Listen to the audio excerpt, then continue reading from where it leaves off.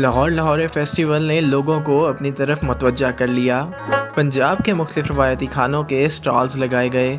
चारों सूबों की सकाफत के मलबूसात, ज्वेलरी और हैंडीक्राफ्ट भी यहाँ दस्तयाब हैं। बच्चों के लिए प्लेग्राउंड और मुख्तलिफ किस्म के झूले लगाए गए। इसके अलावा मज़े मज़े के खानों के साथ साथ बहुत से चाय के स्टॉल्स भी मौजूद, जिससे लोग लुत्फ़अंदोज़ होते नज़र आए।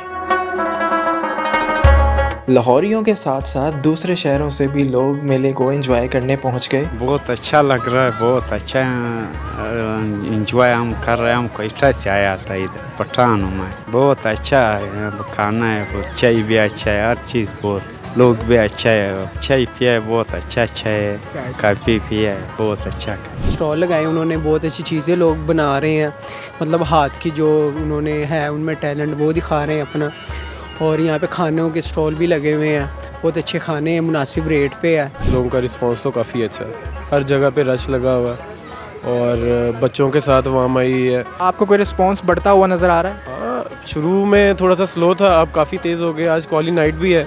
इंतज़ामिया का कहना है कि मेले में आने वाले लोगों का रुझान बढ़ता हुआ नज़र आ रहा है।